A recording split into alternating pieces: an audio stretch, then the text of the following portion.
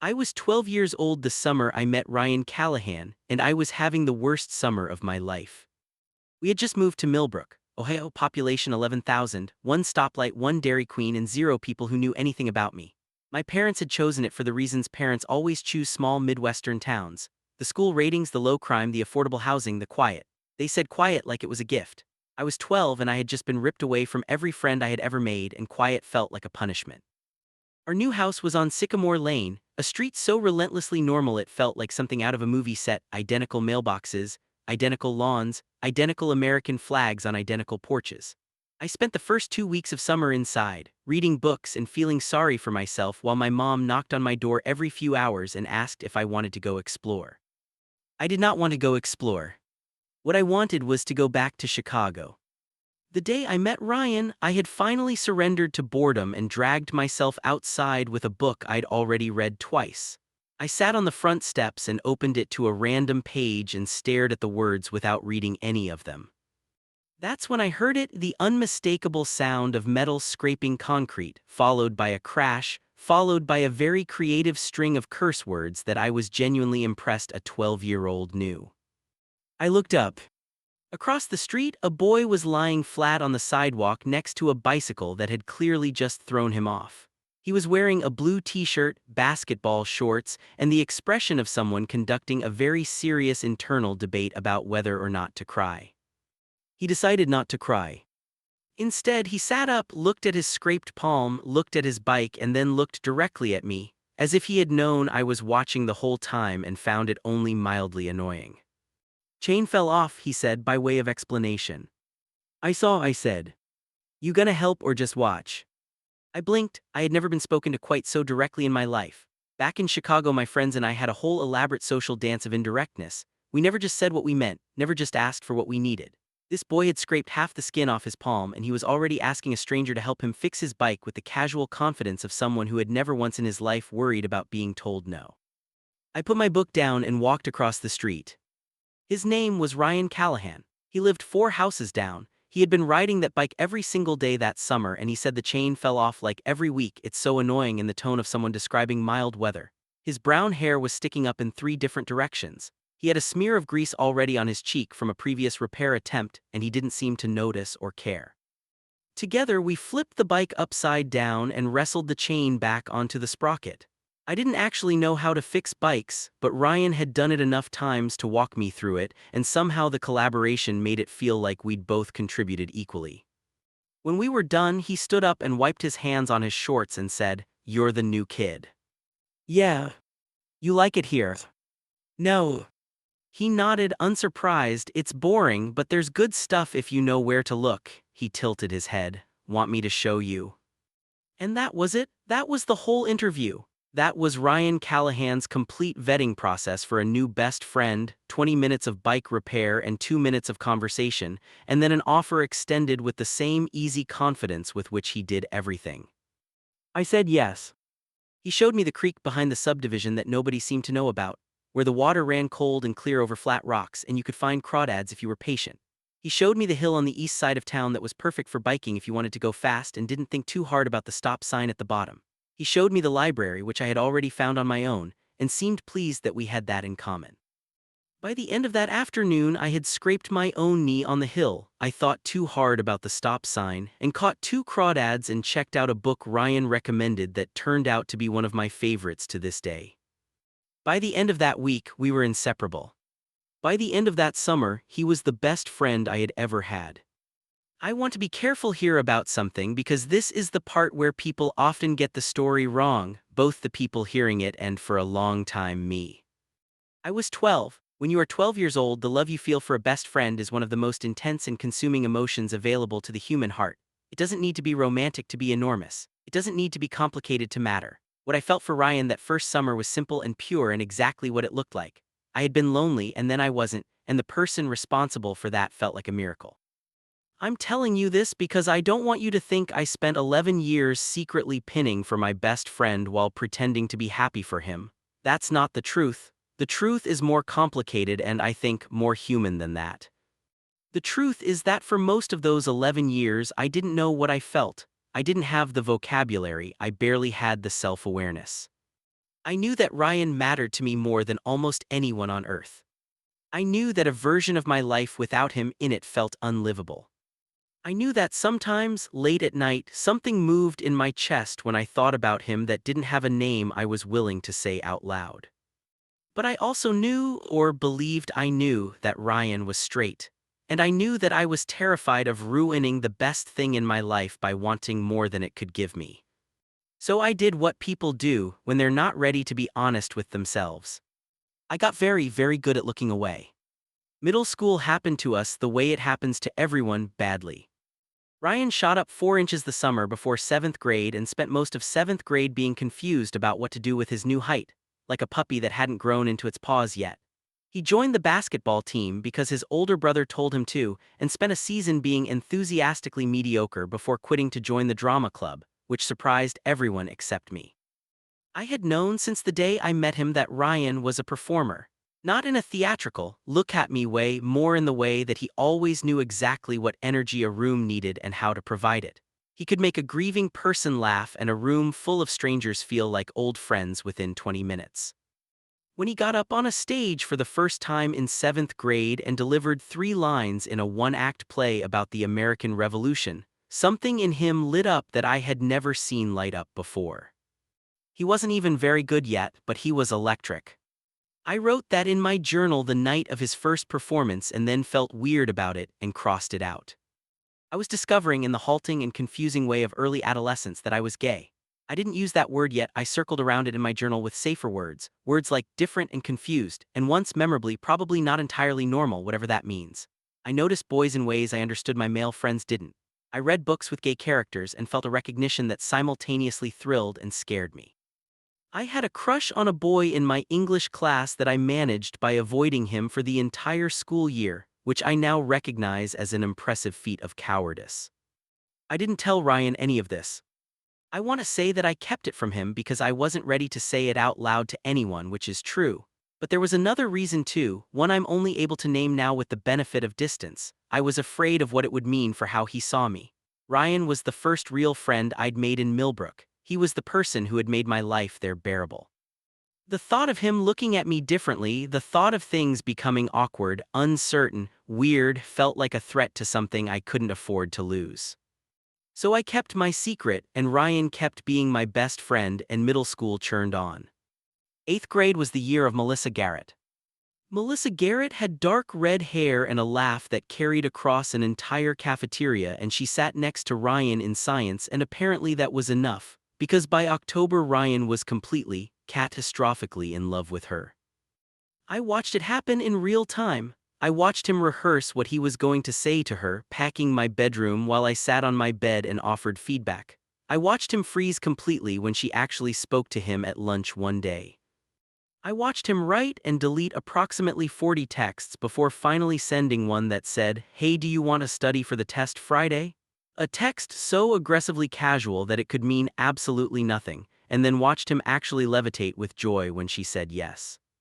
They dated for 3 months. By middle school standards, it was practically a common-law marriage. The whole time, I told myself what I felt watching them together was nothing more than the ordinary low-level jealousy of a best friend who suddenly has to share his person. That's a real thing. That happens to people. It wasn't a lie exactly, it just wasn't the whole truth. The whole truth was something I didn't look at directly. When Melissa broke up with Ryan 2 weeks before Christmas for a 9th grader, which somehow made it worse, I was there. I sat with him on his bed while he stared at the ceiling, and I told him she was an idiot, which felt good to say even if it wasn't really fair to Melissa. We stayed up until 1 in the morning eating chips and watching action movies, and somewhere around midnight Ryan fell asleep in the middle of a sentence, and I watched him sleep for a few seconds and felt something that I immediately closed a door on. That became a pattern. Something would surface, some feeling, some awareness, and I would close a door on it. I got so efficient at closing doors that eventually I almost stopped noticing they were there. High school opened them back up. Millbrook Regional High School had 1,400 students, and by my count, exactly 2 openly gay kids when I arrived as a freshman. A junior named Derek who was on the swim team, and wore his gayness with the kind of magnificent confidence that I could only observe from a reverential distance, and a sophomore girl named Priya who had come out the previous year, and endured a rough few months before most people decided they had better things to care about. I was not ready to be Derek, I was not even ready to be Priya. I was 15 and I was gay, and I was going to keep that information to myself for a while longer.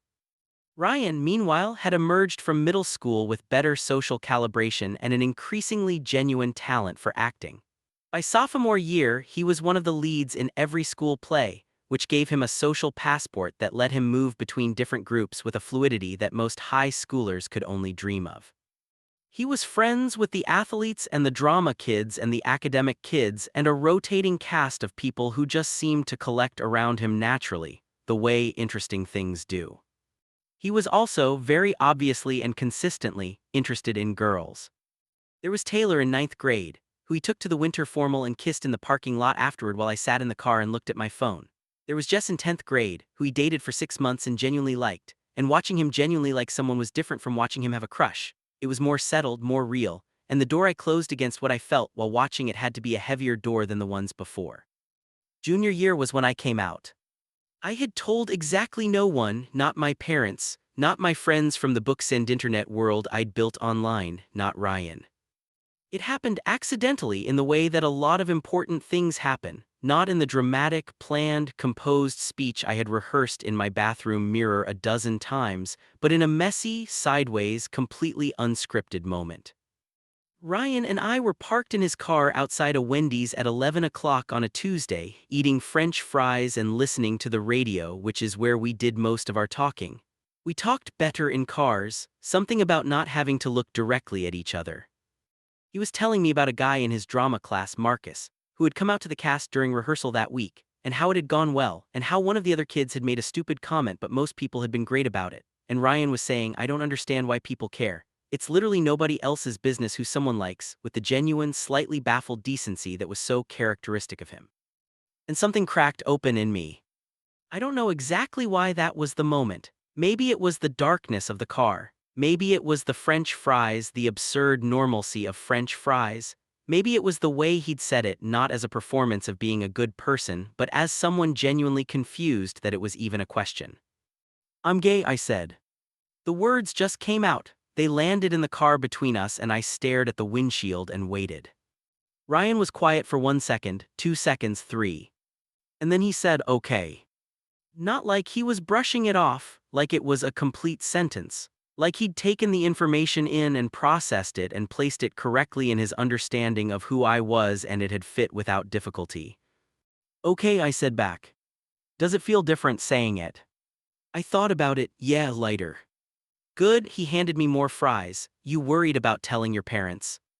And that was it, that was the whole coming out. No drama, no awkward silence that stretched too long, no recalibration in how he looked at me. Just Ryan being exactly who he always was, handing me French fries. I cried in the car afterward, just a little, just for a minute. Ryan pretended not to notice, which was its own kind of kindness. Here is the thing about that night that I have thought about many, many times since.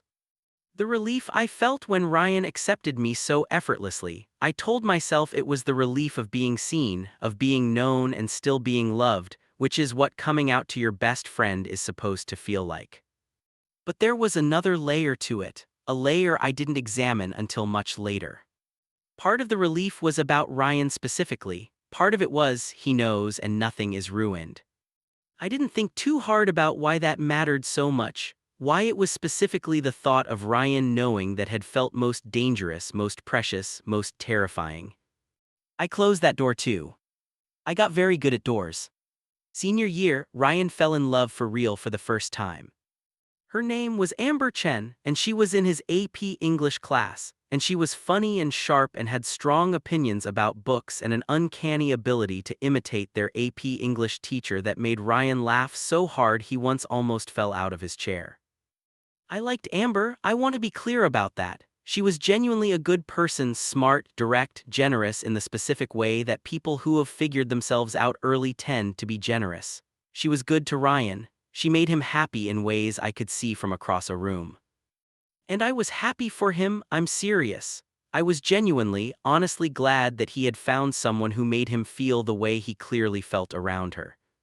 But I'd also gotten good enough at self-awareness by 17 to acknowledge, at least privately, that it was complicated. That watching him look at Amber produced something in me that wasn't entirely simple. That there was a layer underneath the happiness that I couldn't quite see clearly. What I told myself was this: I was a gay teenager in Ohio who had never been in love, never been kissed, never had someone look at me the way Ryan looked at Amber. Of course, watching my best friend experience all of that was going to feel bittersweet. It had nothing to do with Ryan specifically. It was just the ordinary ache of being 18 and lonely in that particular way. This explanation was convenient. It was also, I now believe, partially true, which is what made it so effective as a lie. Ryan and Amber dated through the end of senior year and then tried to maintain things when they went to different colleges, Ryan to Ohio State for theater, Amber to NYU. Everyone who has ever tried to maintain a high school relationship across 1,000 miles of distance knows how that story ends. They lasted until November of freshman year. The breakup was mutual and sad and civilized, which somehow made it worse than a clean break. Ryan called me from his dorm room, and I could hear in his voice that he wasn't devastated, he was just quietly grieving something that had been good while it lasted. "She's going to be okay," he said. "I'm going to be okay." "I know," I said. "It just feels like the end of something." "It is the end of something." A pause. "Do you think I'll feel this way every time, like something's ending?" "I think that's just what it means to care about someone," I said. "The ending always costs something." Silence on his end. "Then, how are you so good at this?" "At what?" "Knowing what to say." I didn't have an answer for that. I still don't, really. I think the truth is that I had spent years paying very close attention to Ryan Callahan, and that kind of attention eventually teaches you things. College was hard on me in ways I didn't expect and hadn't prepared for. I went to Ohio University in Athens, 2 hours from Millbrook, close enough to go home for holidays and far enough to feel genuinely new. I had assumed that college would be where I finally figured myself out, where I would find my people, find my confidence, maybe even find someone to love. I found my people, I found confidence slowly in fits and starts. I came out publicly in a way I hadn't been in high school, letting it simply be part of who I was rather than a protected secret, and that was genuinely good and important. But I didn't find someone to love. Not for lack of opportunity. I dated, casually, cautiously, always with one part of me slightly held back. I kissed people at parties and went on coffee dates and had one almost relationship sophomore year with a guy named Eli who was kind and interesting and wanted more from me than I seemed able to give. He told me when things fizzled out that he felt like I was always somewhere else. Not physically, he said, like, emotionally somewhere else, like there's this whole part of you that I never had access to. I didn't know what to say to that. I told him I was sorry. I told him I didn't think that was fair to him, and I meant it. What I didn't say was, I'm not sure where that part of me is or why I can't seem to reach it. Ryan, meanwhile, had dated 2 more people in college, a girl named Sophie who lasted a semester, and a very brief, very intense thing with someone named David, which stopped me cold the first time he mentioned it. David. A man's name. I was sitting in my apartment when he texted me about it, something casual, something that mentioned this guy David in the context of a party they'd both been at and how David was funny and they'd talked for a long time, and I sat very still for a long moment before typing back. Nothing came of it. David remained a footnote, a one-line mention, we talked a few more times but nothing really happened. Ryan never brought it up again and I never asked, because asking felt like stepping into something that might rearrange everything and I wasn't ready for rearranging. Door closed. We both moved back to Millbrook after graduation. This was not the plan anyone had. It was, in fact, the plan nobody wanted. The small town you grew up trying to leave has a way of pulling you back before you're done with it, through the magnetism of cheap rent and familiar streets and parents who are getting older. Ryan's dad had had a health scare in his senior year, nothing ultimately serious but serious enough, and Ryan had found himself wanting to be closer to home. His mom needed help. His younger sister was still in high school. He got a job at a local theater company in the next town over, assistant directing, working with their education program. It wasn't the career he'd imagined, but it was theater and he was good at it. I had a degree in English and a genuinely unclear sense of what to do with it. I ended up at the local newspaper Millbrook Courier Post, circulation 4,000 on a good week. covering city council meetings and local events and the occasional human interest story that I genuinely loved writing. It wasn't glamorous. It was exactly the kind of job my college self would have called a temporary stop on the way to somewhere else. But there was something about being back. About the creek behind the subdivision where we'd caught crawdads at 12. About the hill on the east side of town. About the Dairy Queen where Ryan always got a blizzard and I always got a dipped cone and we sat in the parking lot and talked about everything and nothing just like we always had. There was something about being back in the same town as Ryan. I had spent 4 years being 2 hours away from him, and we had maintained our friendship through texts and calls and visits and shared playlists, and a group chat that was just the two of us that we called the management, for reasons neither of us could remember anymore. But 2 hours is 2 hours. There were Saturday afternoons and Sunday mornings and Wednesday evenings that I spent alone in my apartment in Athens that I would have spent differently if he'd been closer. Being back meant we were back to each other.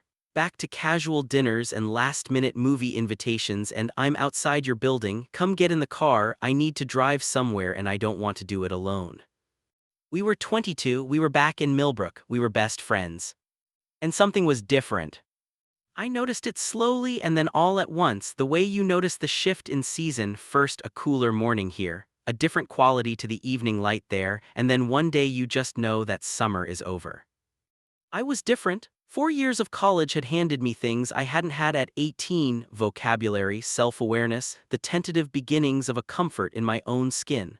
I had had therapy for a year and a half. I had read things and thought things and had conversations that had made me less afraid of my own interior life. I was, for the first time in my life, beginning to understand the shape of what I actually felt, beginning to be willing to look at it directly instead of closing every door it tried to come through. And what I felt when I looked at Ryan Callahan across a restaurant table or a car seat or a living room floor was something I was running out of words to disguise. I had loved him as a friend for 11 years, that was real and that was true. But there was something underneath it, or beside it, or woven all through it that was not precisely friendship. That had not been friendship for a long time, maybe ever, and I had been so efficient at not looking at it that I had almost convinced myself it wasn't there. I was 22 and I was home and I was in love with my best friend and I was almost certain he was straight and I had absolutely no idea what to do with any of that. So I did what I had always done. I looked sideways, I made jokes, I showed up for him, I was the best friend I knew how to be. And I waited for the feeling to do what feelings are supposed to do, fade, evolve, transform into something manageable. It didn't fade. That year, the first year back in Millbrook, 22 years old, working at the Courier Post, living in a small apartment 3 blocks from downtown, was what I think of as the year of almost. Almost telling him, almost letting something show, almost cracking under the weight of 11 years of looking sideways, of closing doors, of being so careful and so present and so good at friendship that I had turned it into something that was quietly eating me alive.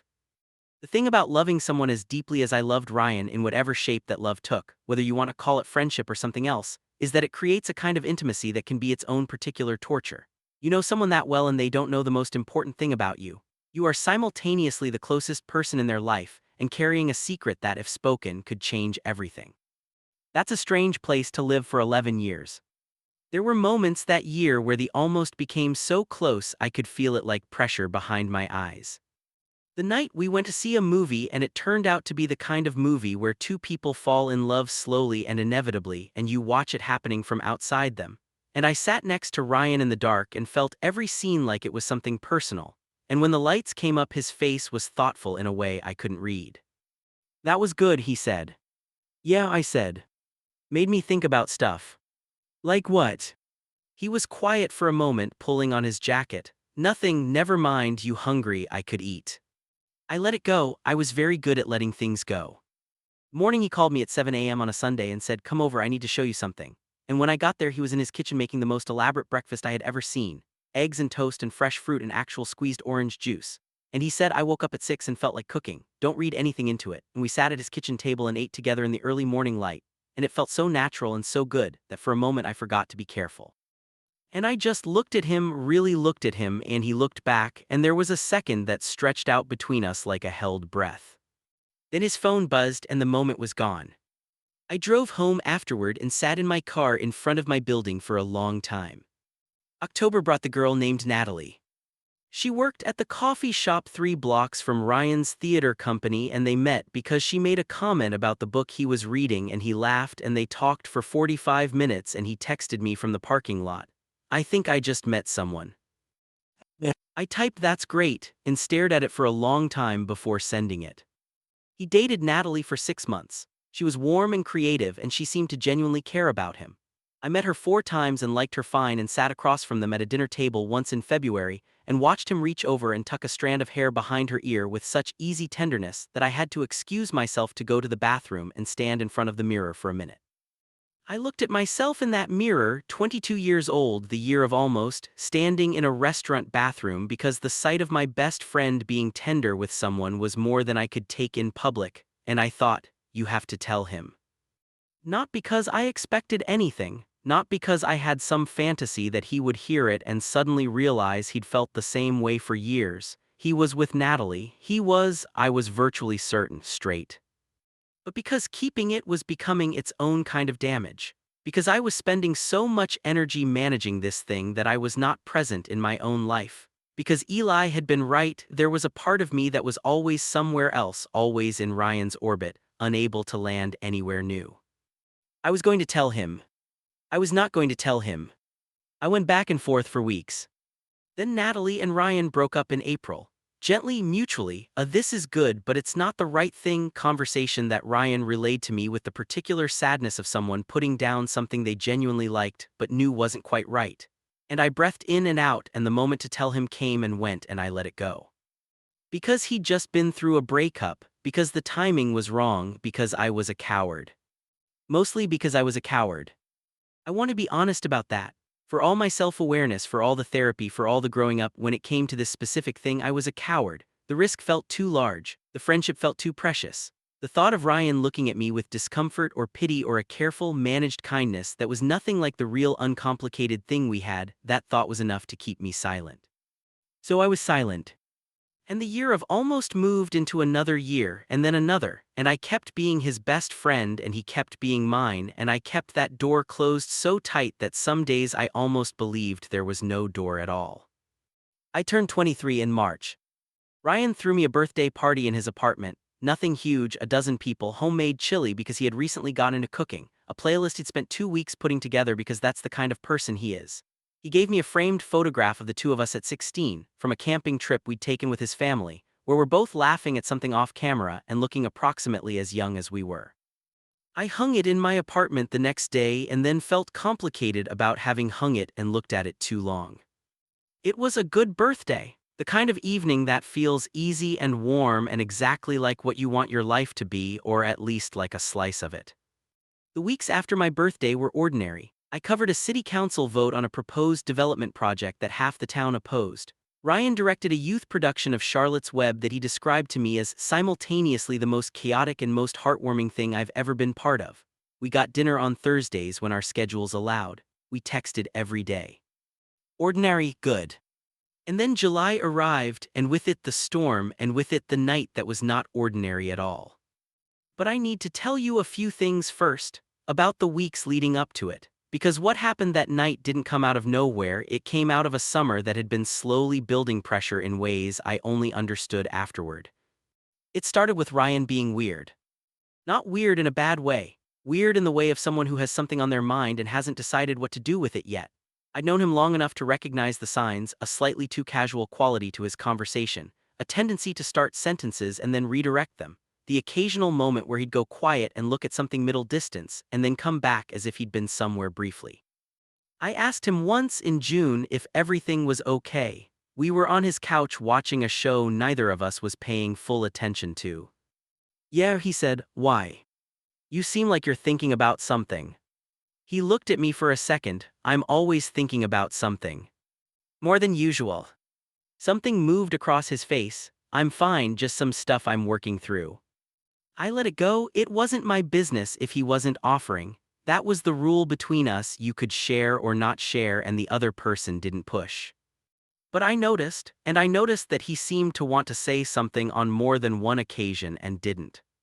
I noticed the night we went to see one of his coworkers perform in a local indie production, a play about two men who had been friends for 20 years, and the conversation they never managed to have about what they meant to each other.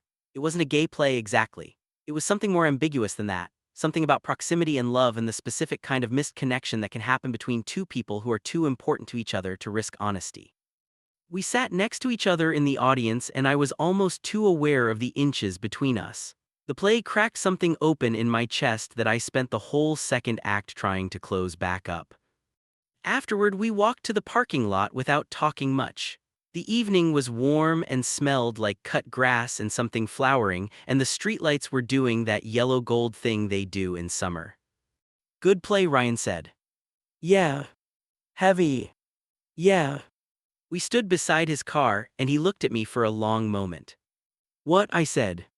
He shook his head slowly. "Nothing, never mind." He unlocked the car. "You want to get food?" We got food, we talked about other things, we drove home.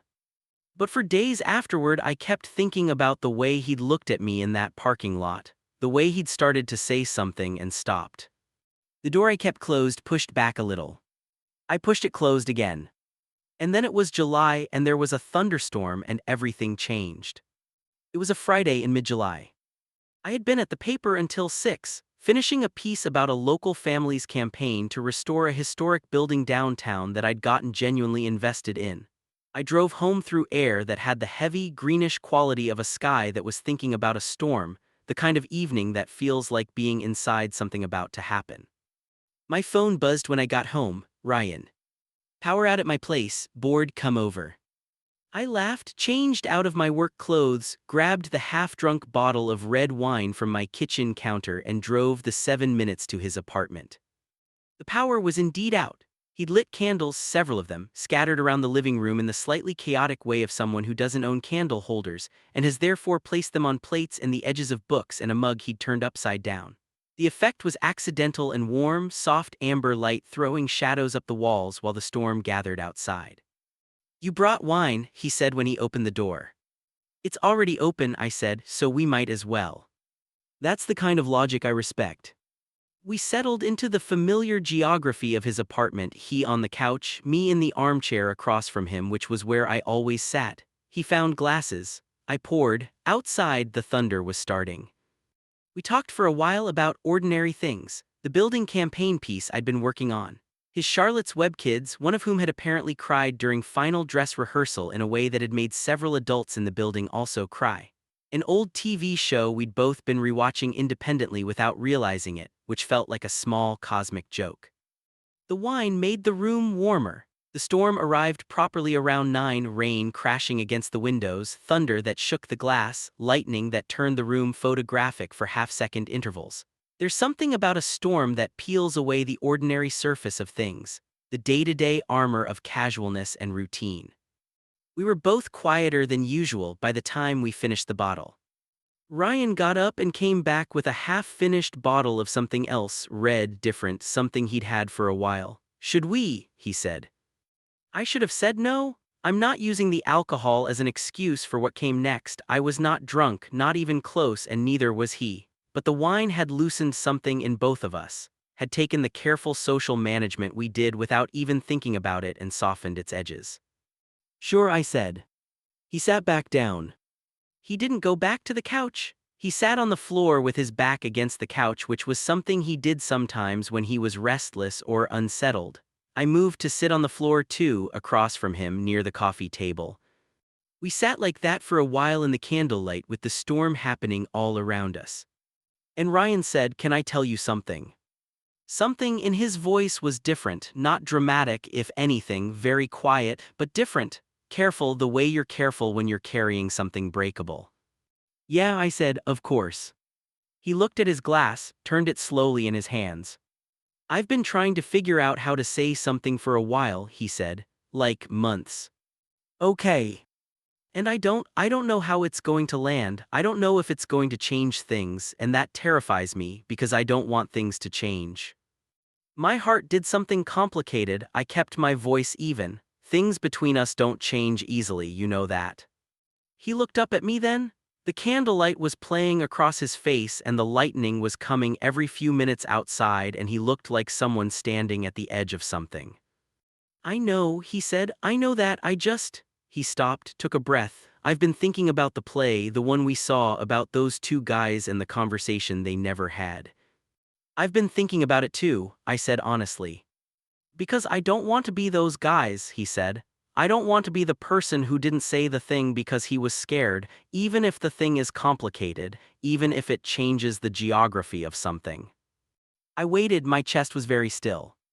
I've been doing a lot of thinking, Ryan said slowly, about myself, about what I want, about who I am, I guess, in ways that I thought I had figured out and apparently haven't. He laughed, a small sound without much humor in it. This is harder to say than I thought.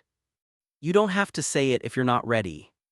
No, he said quietly, I am ready. I've been ready for a while, I've just been.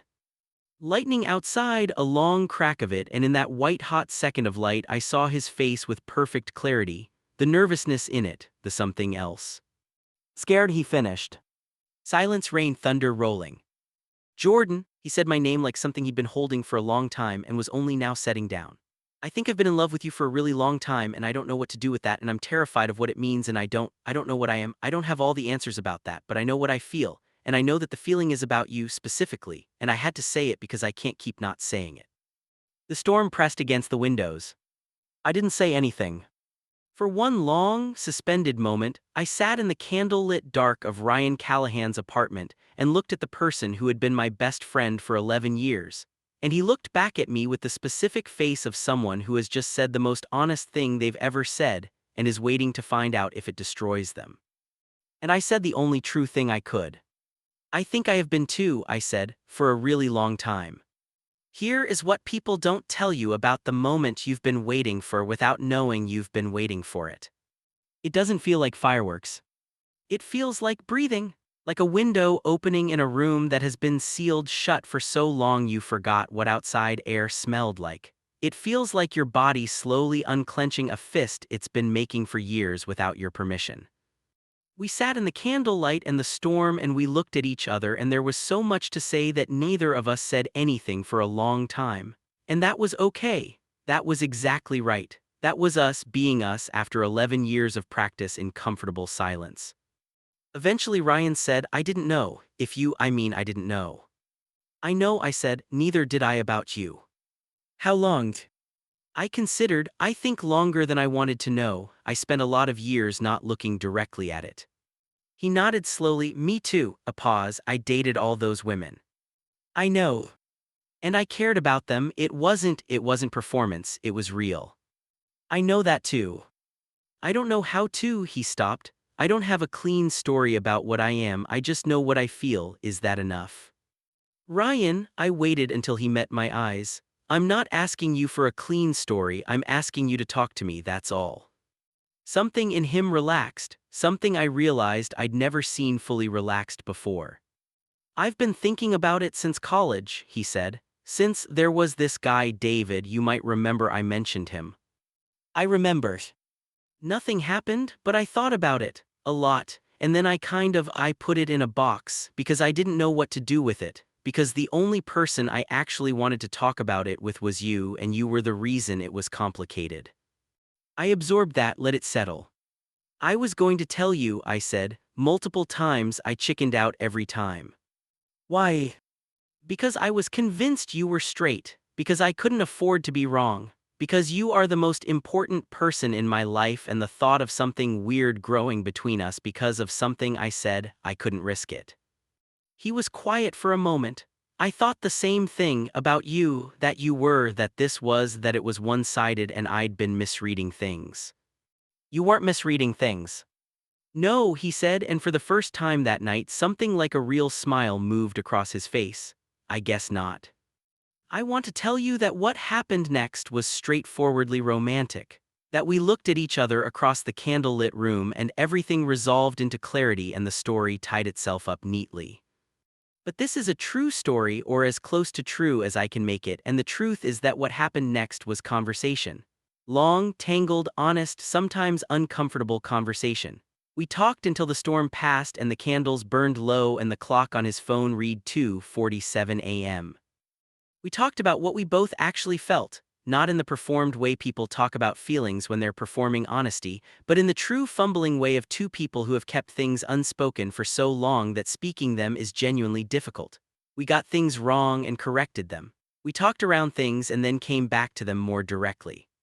He told me about the confusion he'd felt for years about his own identity, not wanting to mislabel himself, not wanting to claim something that wasn't his, not wanting to hurt anyone by being imprecise about something so personal. He said he'd never told anyone, not his parents, not his sister, not any of his friends from college. He had barely let himself think it clearly. "You're the person I tell things to," he said, "and this was the one thing I couldn't tell you." "I know," I said, "me too." "Does it feel different now?" he asked, saying it. I remembered saying those exact words to him in his car outside a Wendy's at 17. "Does it feel different?" saying it. "Yeah," I said, "lighter." He looked at me for a long time, and then he said, "Lighter, okay." And the smile again, more complete this time, and something in his eyes that I had seen before in 100 different moments and always told myself meant nothing. It had never meant nothing. I drove home at 3 in the morning through streets washed clean by the storm, and everything looked new. That's the only way I know how to describe it. The wet pavement reflecting the streetlights, the air that had that post-storm clarity, cool and electric and smelling of earth. The town I'd grown up in and left and returned to, ordinary in every way, made briefly strange by what had just happened. I sat in my apartment and couldn't sleep. I wasn't afraid, that surprised me. I had spent so long imagining what it would feel like if this particular secret ever came to light, imagining it as dangerous, destabilizing, potentially ruinous. And instead I felt something closer to the feeling you get at the end of a very long run, when your lungs are clear, and your muscles are tired, and everything in your body has been used for something true. I felt honest. For the first time in a long time, I felt completely honest. The next morning Ryan texted at 9. "Hey." "Hey," I wrote back. "So that happened. That happened." A pause, then "I don't regret it, do you?" I looked at my ceiling, at the frame of sunlight coming in around my curtains, at the photograph he'd given me for my birthday, two 16-year-olds laughing at something off-screen. "No," I wrote, "not even a little." "Okay, good, that's good." Another pause. "Can I take you to breakfast?" We went to a diner we'd been going to since high school, vinyl booths, bottomless coffee, eggs in all their variations. We sat across from each other and ordered what we always ordered, and the waitress, who had known us both since we were teenagers, didn't notice anything different, and why would she? We had always been right here, always across from each other in this booth, always talking. Only now everything was different. We talked about the practical things first, the way you do when the emotional terrain is so new you're not sure how to cross it directly. What does this mean going forward? What do we want? What are we afraid of? "I'm afraid of it not working," Ryan said, "and losing the friendship in the mess." "Me too. But I'm more afraid of not trying," he said, "which is new. Usually I'm more afraid of the trying." I looked at him across the table. "When have you ever been afraid of trying things?" "Always," he said, a little surprised. "I'm anxious about everything, I just don't show it." I stared at him. 11 years, I didn't know that. "You knew," he said. "You've just always been nice enough to not make me say it." He shrugged. "You've always made things feel safer than they are." I didn't know what to do with that, so I drank my coffee.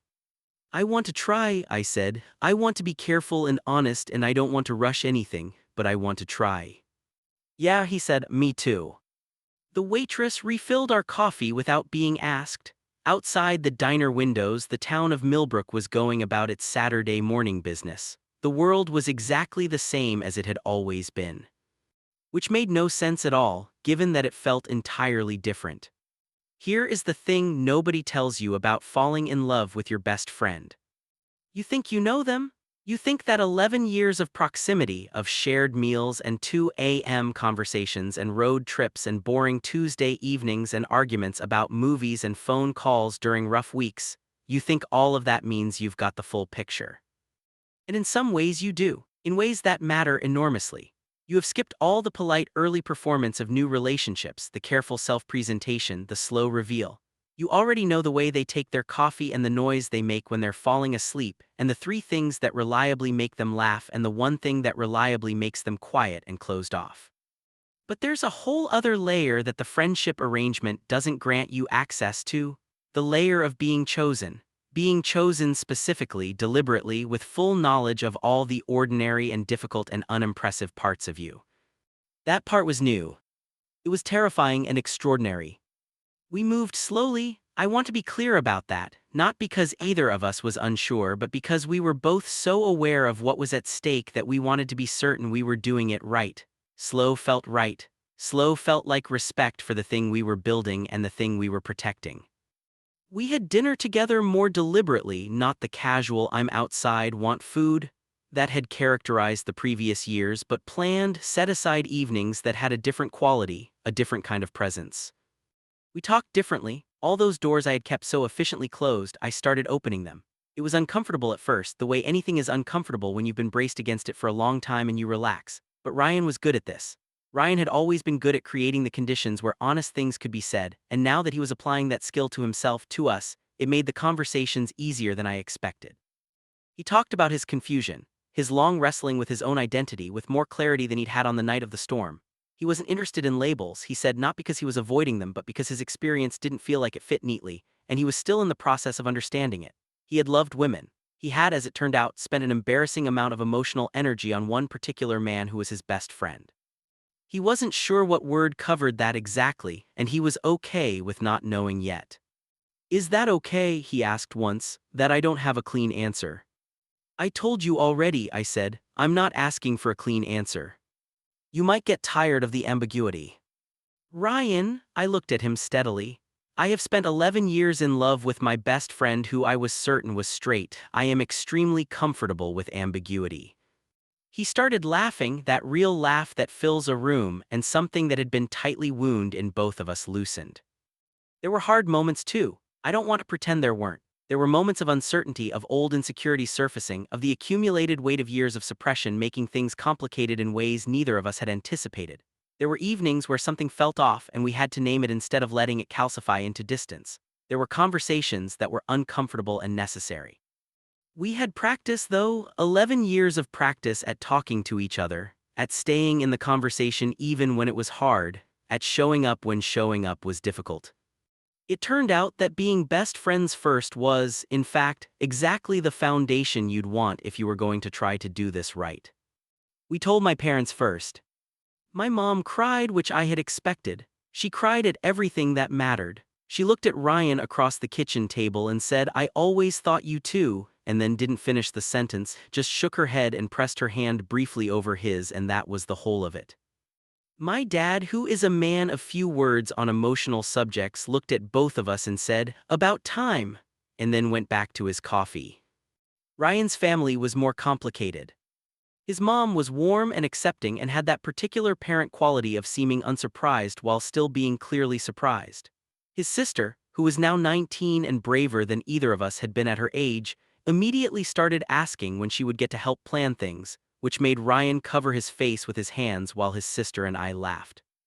His dad was the variable. He was a quiet man, Ryan's dad, and he had had health problems, and he was from a generation and a background that made this territory uncertain.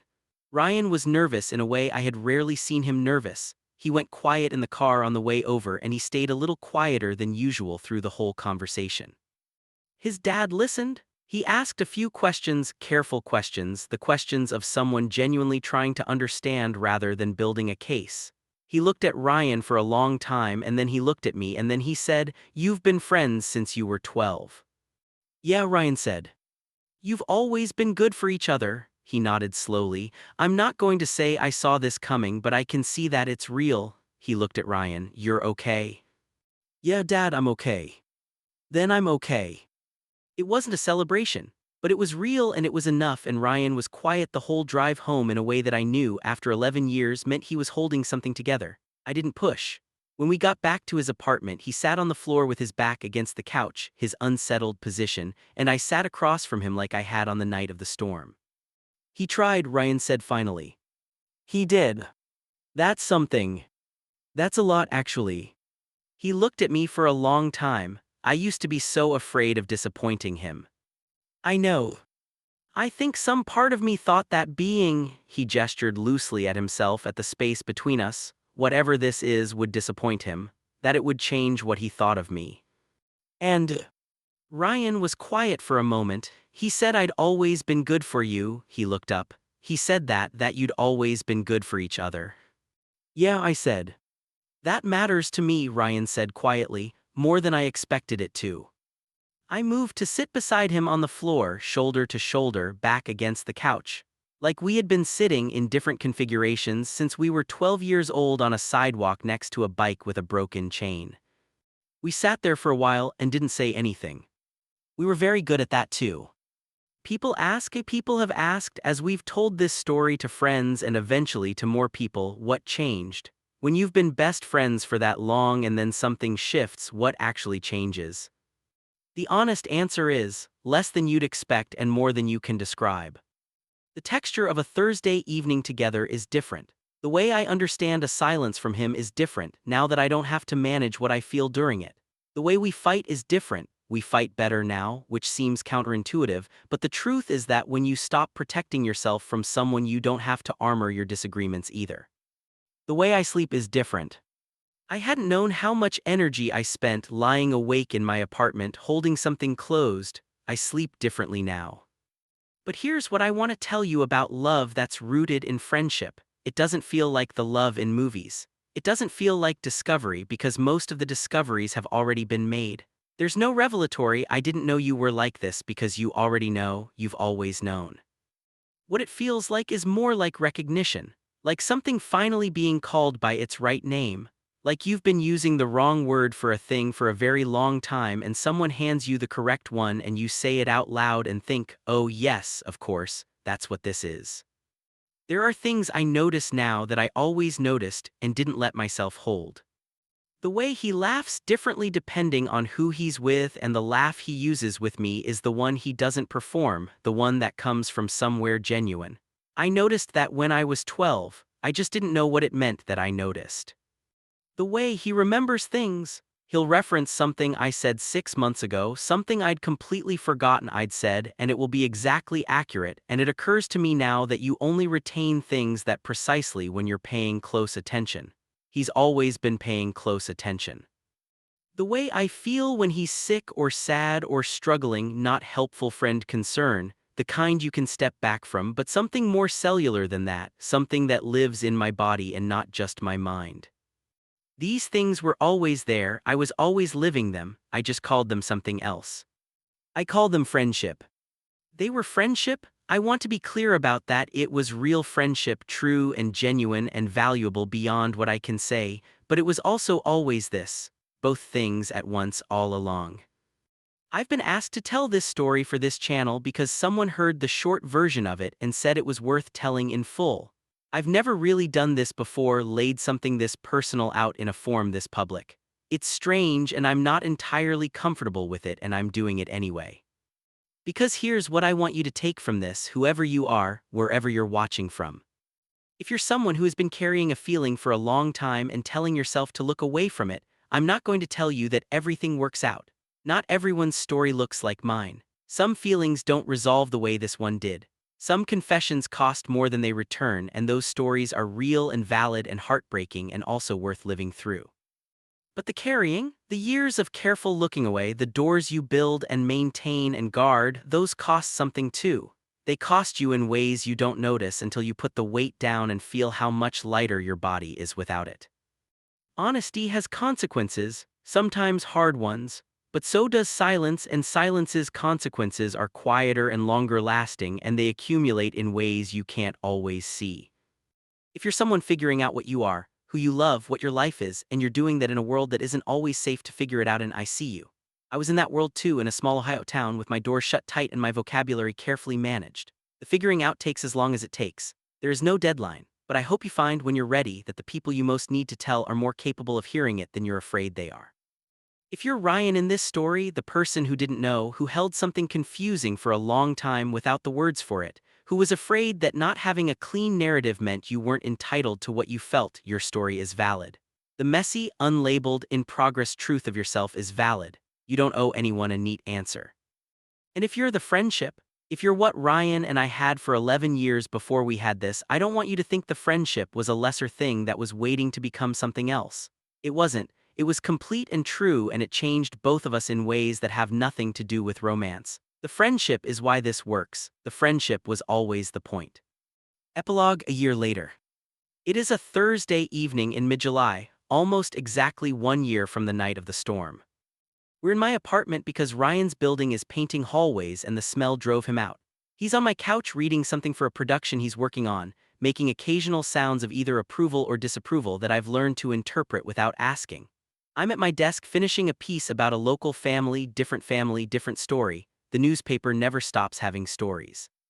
Outside, the sky has the heavy, greenish quality of a sky thinking about a storm. Different storm, same summer air. We'll get dinner later. We'll probably drive somewhere and end up sitting in a parking lot talking longer than we intended, because that's what we've always done and apparently that's what we'll keep doing. At some point he'll say something that makes me laugh in a way that I used to close a door against, and I'll let it stay open. At some point I'll say something that makes him look at me in that way, and I won't look sideways. The town of Millbrook is 11,000 people and one stoplight and one Dairy Queen and the creek behind the subdivision and the hill on the east side, and a diner where the waitress still refills our coffee without being asked. We are 23 years old. We are best friends. We have been best friends since we were 12 and a bike chain fell off and a boy looked at a stranger across the street and said, "You gonna help or just watch?" I helped. I'm still here. Thank you for watching. If this story meant something to you, I hope you'll share it with someone who needs to hear it. And if you're sitting on something heavy right now, something you've been looking away from, I hope you find your thunderstorm. I hope you find your moment. I hope you find someone across a candlelit room who is just as scared as you are and just as ready. That's all any of us can ask for.